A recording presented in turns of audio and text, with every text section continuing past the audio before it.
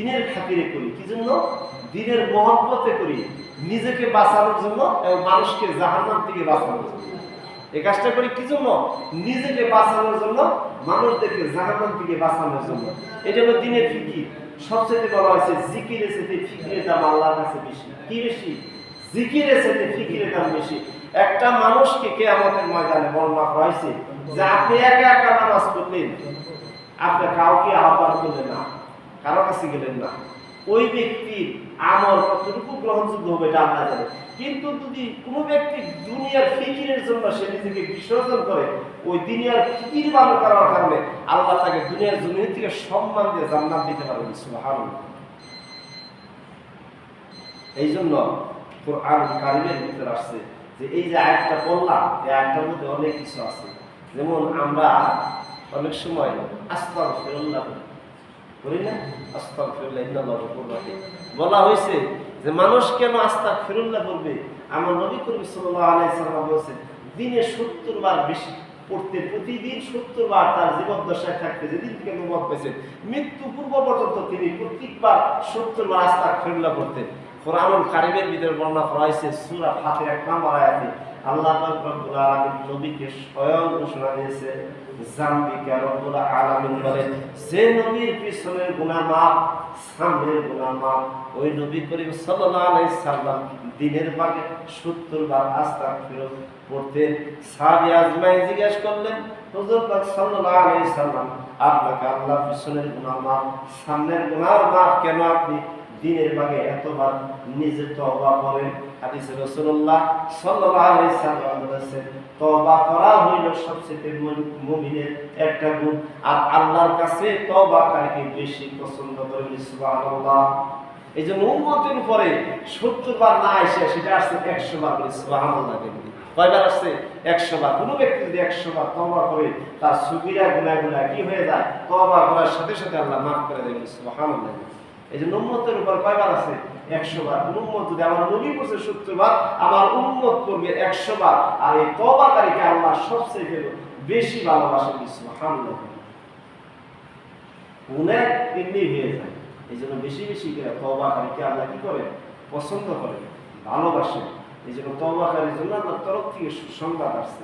যা আল্লাহ রব্বুল আলামিন বলেছেন আইয়াল্লাযিনা আমানু ইয়াইয়াল্লাযিনা আমানু তুবু ইলাল্লাহি তাওবাতান নাসুহা। খাঁটি দিল দিয়ে অন্তর দিয়ে তওবা করবে, আর পিছনে কি তাকে আল্লাহ খাঁটি দিল দিয়ে অন্তর দিয়ে তওবা করবে আল্লাহ তাকে মাফ করে দেবে। ওয়ালা বিসমিল্লাহ। সুবহানাল্লাহ।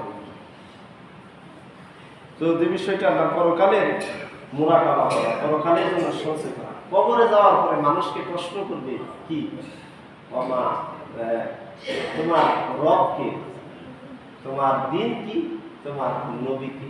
আমরা এটা জানি তো, প্রশ্ন করি, তাই না? কবরে যাওয়ার পরে প্রশ্ন করি। তো এই বিষয়ে কথা বলে অনেক সময় রব এটা আগে শব্দ, রবের 19টা ভাষা, 19টা ব্যবহার আছে। রব পালন কর্তা, রব শাসন কর্তা, রব প্রতিপালন, রব আমার আপনার মালিক, এরকম 19টা অর্থ আছে রবের। যেমন আমরা বলি আল্লাহ, এটার একটা অর্থ আছে। আমরা রব বলি, এটার একটা অর্থ আছে। রবের আল্লাহ বলেছে যে রব্বি আল্লাহ, তোমার রবকে বলা হয়েছে, তোমার রবকে রব। রবের পরিচয় আপনাকে কিভাবে দিবে? বলা হয়েছে তোমার দিন কি, তোমার দিন কি, কোন দিনের ভিতরে আসছে? ইসলাম ধর্মে না ইহুদি নাসারা খ্রিস্টান।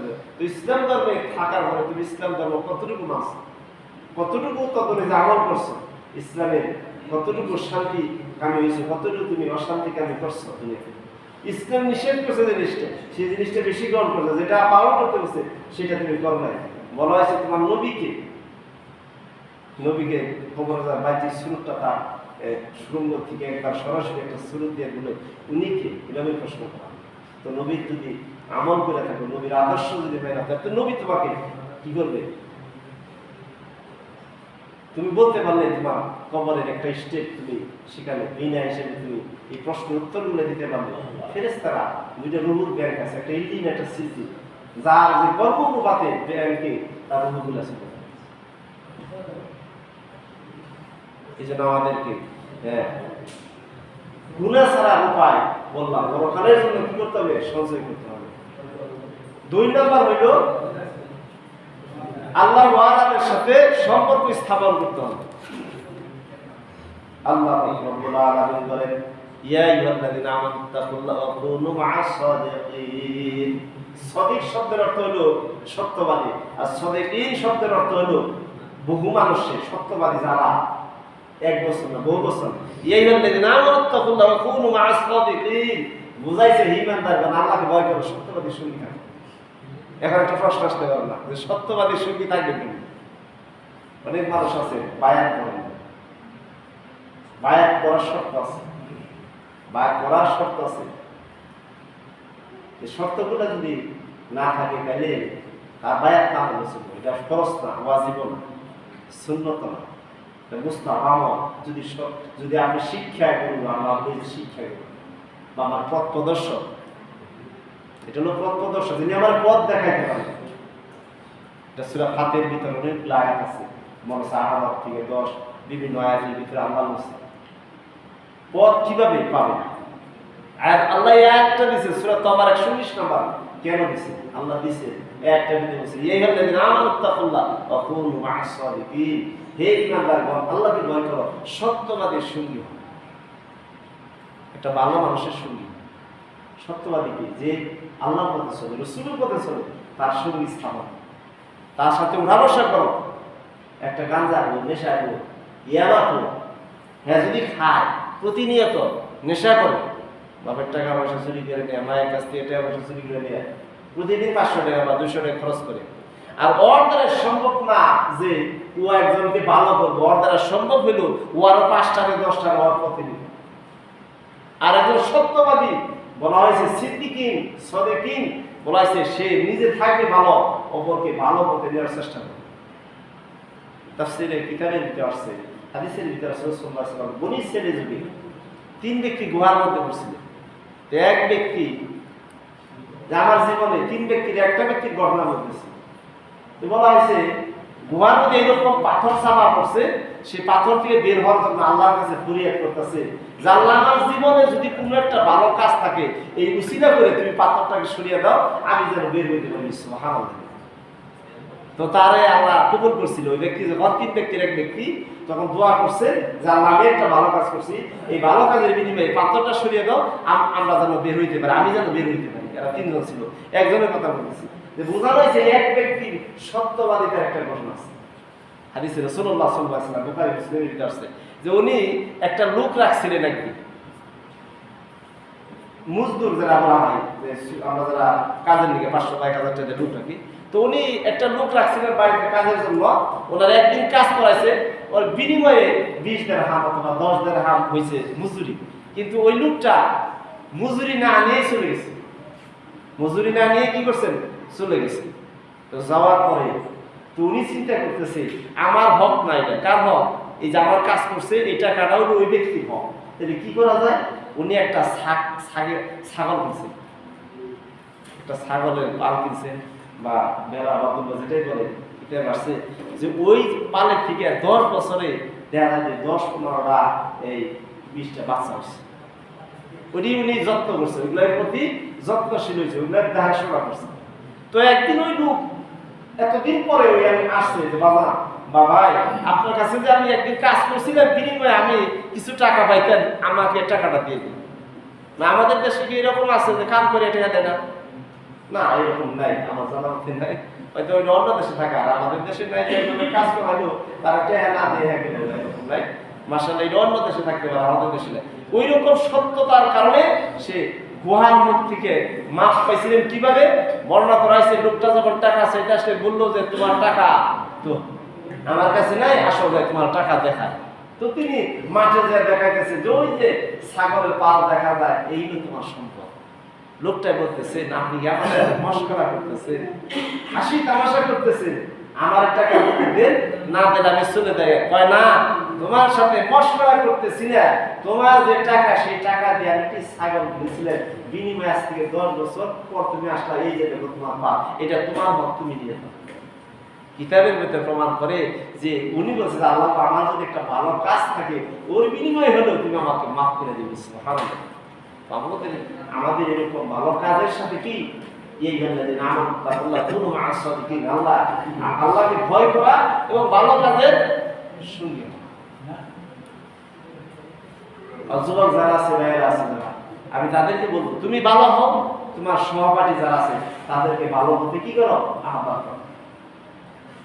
অনেকের আমি দেখি, আমার আশ্চর্য লাগে যে আমার মেয়ের বয়সের বয়স, তারও কম হইব, সিগারেট কিনে, গোপনে সিগারেট কিনে করে কি আওয়াজ নেয়, তার সঙ্গে আস্তে বয়সটা কত, অথচ আমার মেয়ের বয়সের বয়স, এতে সিগারেট কিনে, বাপের টাকার সিগারেট কিনে, টাকা আছে তো সিগারেট কিনে, 150 সিগারেট বা স্টার সিগারেট কিনে পিছনে যায়, দিনে 200 টাকা পায় বা 100-150 টাকা পায়।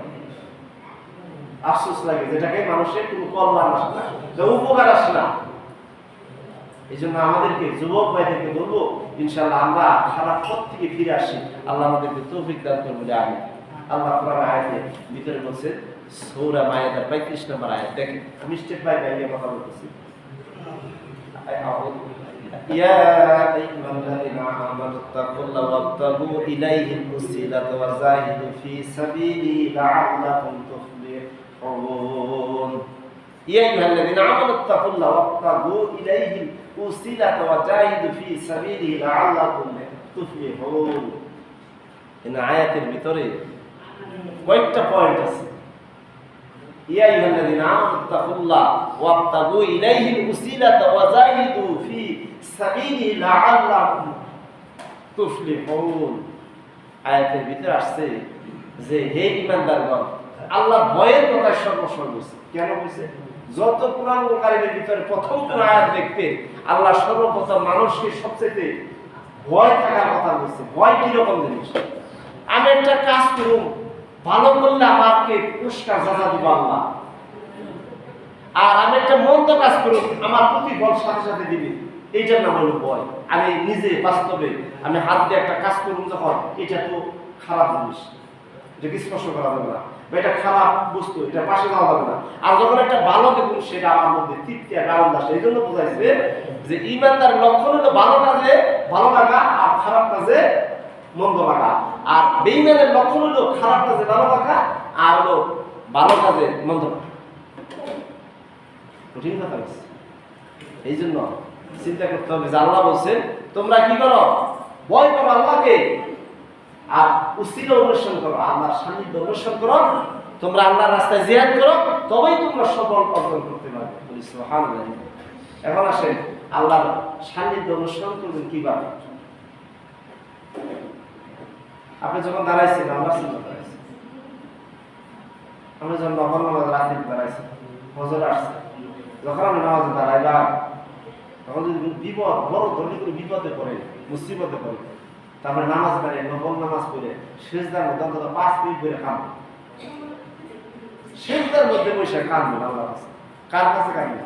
আল্লাহর কাছে। যা মনে চাই নফল নামাজে সিজদায় যা চাইতে পারেন, যদি আপনি 10 মিনিটও কাঁদেন, আল্লাহ বলছে আয়াতের ভিতরে আসছে, সে বলেছে বান্দা এখানে চাওয়া আর বান্দাকে দেওয়া আমার ওয়াদা। সুবহানাল্লাহ। আমি বিপদে পড়ছেন কাঁদেন আল্লাহর কাছে, মুসিবতে পড়ছেন কাঁদেন। আমি বিপদে মুসিবতে কি করেন? কাঁদেন। মনুষ্যত্বকে ধরে রাখেন। আমি নৈতিকতা, ধর্মীয় মূল্যবোধের একটা উদাহরণ আপনাদের দিই। ইসলামিক জ্ঞান না থাকলে যাবে, যাদের ইসলামিক জ্ঞান আছে, অন্তত মসজিদের ভিতরে আমাদের পিতা মাতা আছে, আত্মীয় স্বজন আছে, প্রতিবেশী আছে, আমরা কোনো একটা মানুষ যদি বিপদে পড়ে, কোনো একটা অসুখ হয়, তাহলে আমরা দৌড়িয়ে যাই। মানুষ যদি মারা যায়, আমরা সকলেই কম বেশি যাই কিনা?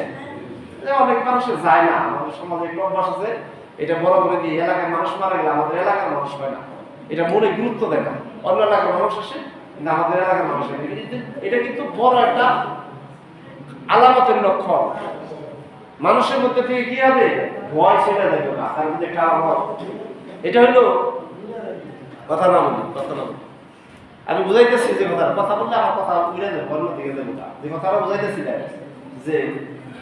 যে ভয় জিনিসটা কিরকম, এই যে কথা বললে অন্য দিকে কথা সুর নষ্ট হয়ে যাবে। ভয় বুঝাইতেছিলাম না, যে একটা উদাহরণ দিবার চেয়েছিলাম, উদাহরণটা আমি ভুলে গেলাম।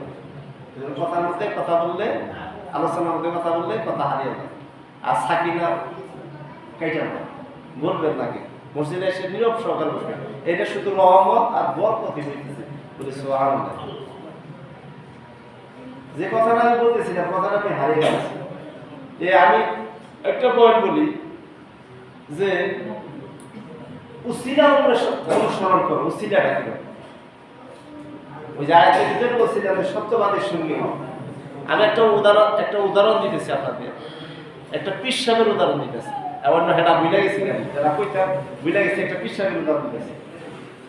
মৌলানা রশিদ গঙ্গি রহমতুল্লাহ আলাইহি, তিনি একটা বড় মাপের আলেম ছিলেন, লাখ লাখ তার ভক্ত ছিল। তো ওই এলাকা থেকে একটা এলাকায় একটা মদ খায়, মদ আছে না, মদ খায়, নেশা করে। তো উনি এই যে দেখেন, এইটার আমার কিন্তু আয়াতের ব্যাখ্যার উদাহরণ দিতেছেন যে ভালো মানুষের অনুসরণ, সত্যবাদীর অনুসরণ কিরকম ফজিলত বরকত। তো উনার কাছে একটা মদ খুলে গেছে বায়াত হওয়ার জন্য। কি হওয়ার জন্য? বায়াত হওয়ার জন্য। তো বায়াত হওয়ার জন্য গেছে, কয় যে উস্তাদ ভাই আপনার বায়াত হবো, কিন্তু আমার দুইটা শর্ত। আপনি যা বলবেন, যাই কিছু করে, আমার কিন্তু দুইটা শর্ত আছে। আমার দুইটা শর্ত যদি আপনি মানেন, তাহলে আপনার কাছে বায়াত হবো। বলে তা আগে তোমার শর্তটা দিলেন। ভাই এক নাম্বার শর্ত হলো আপনি যা বলবেন সব মানুষ, নামাজ কোন, রোজা কোন, হজ কোন, যাকাত কোন, সেবা কোন, শুশ্রূষা মানুষের পাশে তার সব করবো। দুই নাম্বার হলো আরেকটা শর্ত হলো আমি যে মদ খাই, এটা আমার নিষেধ দেন, এটা আমার খাওয়ার জন্য পারমিশন দেন। কি দেন লাগবো? কথাটা খেয়াল করে ফিনিশিং বুঝতে পারবেন কথাটা, যে মদ খাওয়ার পারমিশন দেন লাগবে। রশিদ গঙ্গি রহমতুল্লাহ আলাইহি, উনি বুজুর্গ একটা লোক ছিলেন, আল্লাহ উনি ছিলেন। কিতাবে আসছে, কয় ঠিক আছে তোমার পারমিশন দিলাম, তোমার একটা শর্ত আছে। কি শর্ত? হয় যে আমার চেহারা যেন করবো, আমার যেন দেখ কাহিনী খাইলাম, আমার চেহারাটা যেন করবো, আমার যে দেখ আমার ছবিটা, আমি যদি সামনে থাকি যে আমি এখানে দাঁড়িয়ে আছি, বললে তুমি খেয়েও না, তাহলে তুমি এই শর্ত যদি মানা হয়, তাহলে থেকে আমার কাছে বায়াত না। কয় ঠিক আছে। তো রাত্রি দিয়ে যায়, ওনার বাসা 12টার পরে থেকে 7 হাড়ি এরকম ছোট ছোট হাড়ির মধ্যে মদ রাখছে। রাখার পরে প্রথম টানছে, আনার পরে যখন মদটা দিচ্ছে, মদের মধ্যে 22 সুস্থা দিচ্ছে, সুবহানাল্লাহ। তখন উনি মদটা এনে দিচ্ছে, খাইলে খেয়েছে। আর একটা আছে, ওইটার মধ্যেও রশিদ গঙ্গি রহমতুল্লাহ ছবি ভেসে আসছে, ওটাও ফেলে দিচ্ছে। 7 হাড়ি ফেলে দেওয়ার পরে সারা রাত্রি ফেলে দেয়। নামাজ পড়ার উস্তাদের কাছে বুঝে গেছে, উস্তাদ ওই যে আজ থেকে আমার মদ আমার জন্য হারাম হয়ে গেছে। সুবহানাল্লাহ। কার সাথে সম্পর্ক? ভালো মানুষের সাথে। উদাহরণ পাইছেন?